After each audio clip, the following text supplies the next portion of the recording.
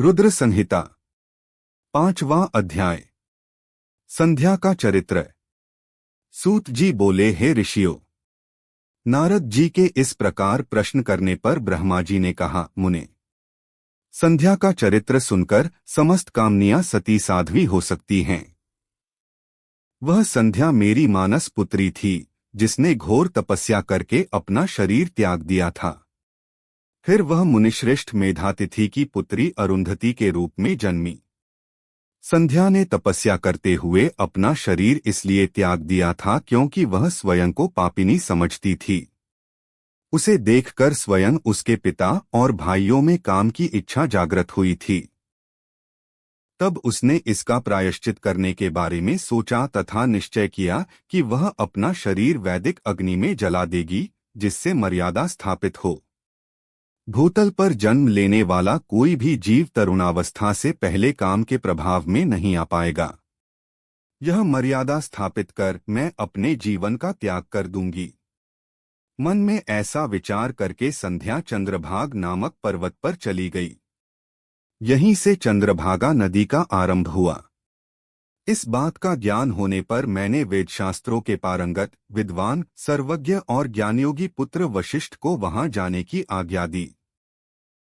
मैंने वशिष्ठ जी को संध्या को विधिपूर्वक दीक्षा देने के लिए वहां भेजा था।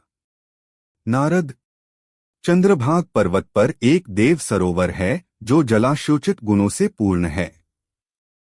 उस सरोवर के तट पर बैठी संध्या इस प्रकार सुशोभित हो रही थी जैसे प्रदोष काल में उदित चंद्रमा और नक्षत्रों से युक्त आकाश शोभा पाता है। तभी उन्होंने चंद्रभागा नदी का भी दर्शन किया। तब उस सरोवर के तट पर बैठी संध्या से वशिष्ठ जी ने आदरपूर्वक पूछा, हे देवी, तुम इस निर्जन पर्वत पर क्या कर रही हो? तुम्हारे माता पिता कौन हैं? यदि यह छिपाने योग्य न हो तो कृपया मुझे बताओ। यह वचन सुनकर संध्या ने महर्षि वशिष्ठ की ओर देखा। उनका शरीर दिव्य तेज से प्रकाशित था। मस्तक पर जटा धारण किए वे साक्षात कोई पुण्यात्मा जान पड़ते थे। संध्या ने आदरपूर्वक प्रणाम करते हुए वशिष्ठ जी को अपना परिचय देते हुए कहा, ब्राह्मण, मैं ब्रह्मा जी की पुत्री संध्या हूँ। मैं इस निर्जन पर्वत पर तपस्या करने आई हूँ। यदि आप उचित समझें तो मुझे तपस्या की विधि बताइए। मैं तपस्या के नियमों को नहीं जानती हूँ। अतः मुझ पर कृपा करके आप मेरा उचित मार्गदर्शन करें।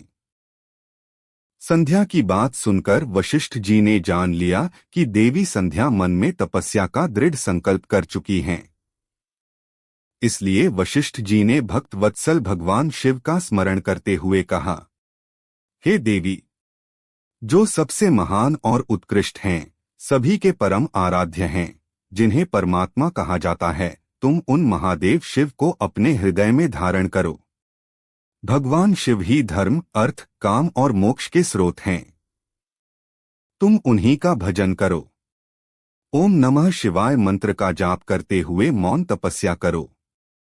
उसके अनुसार मौन रहकर ही स्नान तथा शिव पूजन करो।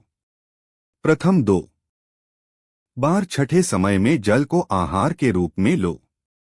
तीसरी बार छठा समय आने पर उपवास करो।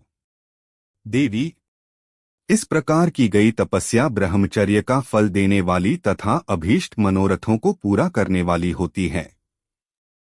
अपने मन में शुभ उद्देश्य लेकर शिवजी का मनन व चिंतन करो। वह प्रसन्न होकर तुम्हारी मनोकामना अवश्य पूरी करेंगे। इस प्रकार संध्या को तपस्या की विधि बताकर और उपदेश देकर मुनि वशिष्ठ वहां से अंतर्धान हो गए।